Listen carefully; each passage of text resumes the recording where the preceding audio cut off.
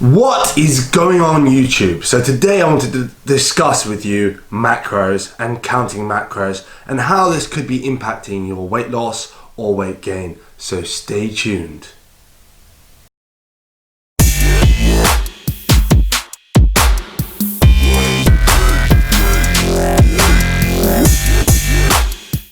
So the term macro is short for macronutrients, and that's fat, carbs and protein.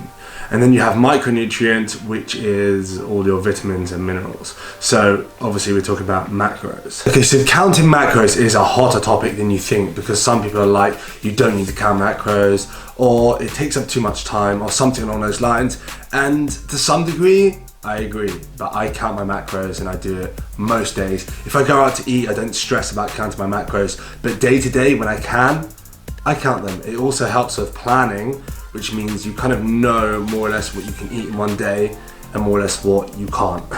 So it's great if you're starting out, because then you can really know what's what portion size. So when I first started out, I weighed pasta. So what I would usually have is about 300 grams. And when I weighed it, I realized, wait, 300 grams is over 1,000 calories. So I won't be doing that anytime soon. So it really gives you good portion control. And the way I recommend doing it is maybe do it for a month.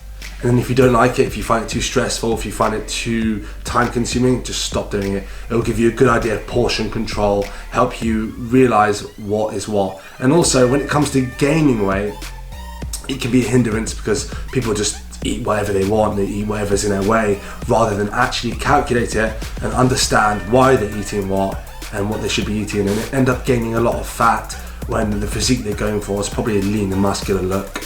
So those are the two sides of that, the weight loss and the weight gain. And also it gives you a bit more freedom, believe it or not. That's why this IFYM diet, if it fits your macros, has become so popular. People eating pizza, eating donuts, eating chocolate, McDonald's, whatever they want, because it fits within that constrained macro limit. So that means if you don't go above that macro limit, for instance, if you're trying to gain muscle, you won't put on fat because you'll be eating a certain amount within, maybe say you're looking to put 0.5 kilos on a week, you'll be putting 0.5 kilos on a week and no more than that, because those calorie requirements that you need, which is basic thermodynamics, calories in versus calories out, you're having a bit more than you're burning, so then you will gain muscle. But if you're having a lot more than you're burning, then you're going to gain muscle and some fat as well, which you don't want. And also on the other end, people eat a lot less when they're trying to lose weight. They eat pretty much nothing. They eat carrots and celery all day, when really and truly you could be eating some chicken, some fish, and if you're a vegan, some beans, some more rice, some more quinoa. It really does open up the options to eating just enough to get your results, basically. And also if you go over one day or you go under another day, that's completely fine. I do the same all the time.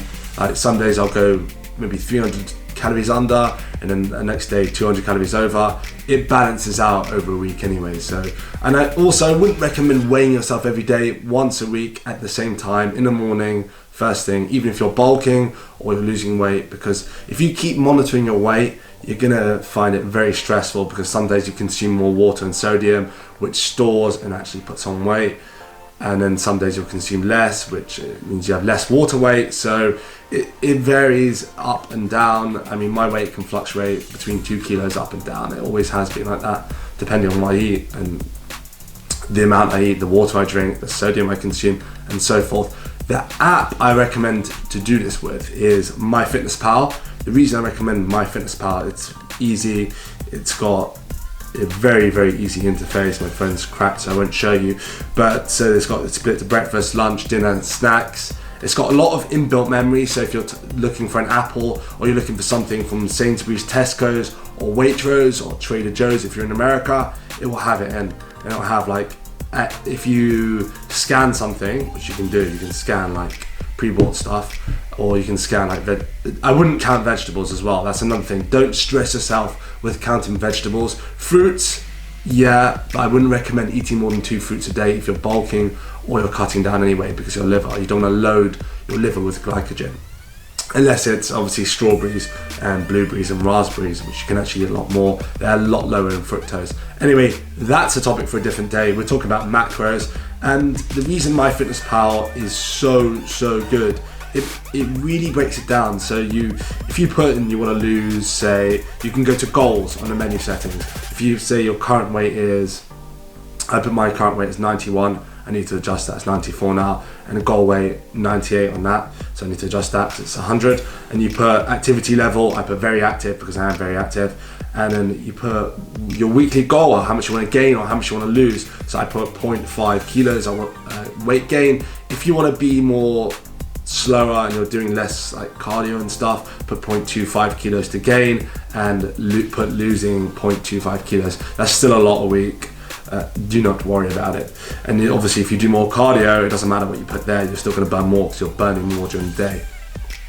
So you can set your goals, and then you can optimize your calories, carbs, protein and fat goals. So it does it for you, so it optimizes the calories, but then you can adjust the percentage of carbs, protein and fat. Mine currently is 25% carbs, 20% protein and 55% fat. Obviously that's not going to be everyone's. If you're looking to gain muscle and you don't mind eating carbohydrates, I recommend about 50% carbs, 30% fat and 20% protein. And if you're looking to burn fat, I recommend probably something similar to what I'm doing. You don't need as many carbs. Carbs are used up when you're doing really high intense exercise. So unless you're sprinting, doing mixed martial arts, doing boxing or some sort of explosive sports related exercise or something explosive in the gym, if you're doing HIIT classes, then you'll burn carbohydrates. But if you're doing like weightlifting, you're doing no ancillary cardio, you won't burn as much carbohydrates. And if you're doing just like slow paced cardio, you definitely won't dig into your carb stores, you'll dig into your fat stores first. So I recommend reducing the carbs to a lower percentage and probably having them. Don't have carbs for breakfast, have it on the back end. Anyway, that's another topic for a different day. I keep going off on a tangent, but try MyFitnessPal out. There are other apps, but the reason I like this, it's so easy to use and it really breaks it down. You can see your goals, you can see how much weight you're gaining a week, you can add your friends on there as well. And this is not sponsored by MyFitnessPal. Hopefully one day my video will be, but not for now. I'm too small.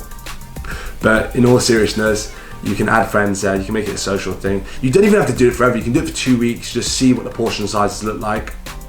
And then after that you can say to yourself, well, now I know what 100 grams of rice looks like, which I do now. And now I know what 200 grams of pasta looks like, for instance. So then you can use that knowledge and apply it like every day. And I wouldn't, like I said, I wouldn't go as far as if you're eating out, unless that has the macros available. I wouldn't go as far as inputting them into MyFitnessPal. But I hope that helped, and I hope that gave you some clarity around counting your macros. It's really not that difficult. It takes me about 5 to 10 minutes extra a day. Also helps with planning, especially when you're meal prepping. Just get a weighing scale that's good enough and accurate. I'll drop a link below. They're really cheap, between 10 and about 22 pounds. I've got one that goes up to like 3 kilos. Don't ask why, I don't eat 3 kilos of food ever. But I just thought I'd get it because there's a greater accuracy. Anyway, I'm making excuses, but I'll drop the 2 weighing scales that I recommend below, and you can get one if you want one. You don't have to count your macros, you're still gonna get your results, but I just think it's a very, very good way to structure your planning, to get in a good routine and to understand your food more. And you won't become obsessed, don't worry. It'll just help you get a better relationship with food. And also, for instance, if you're bulking and you've got 300 calories left and there's a donut on the side, you can get away with it. You can get away with it. I don't suggest doing it all the time. I don't suggest relying on that or leaving that gap, but you can get away with it. So I hope you enjoyed this video. If you did, give it a massive thumbs up. Also share it with anyone you think might find it relevant. And if it's your first time, hit that subscribe button, because I'm producing videos 3 times a week. I'm hoping you're enjoying that content, and until next time, keep pushing those limits.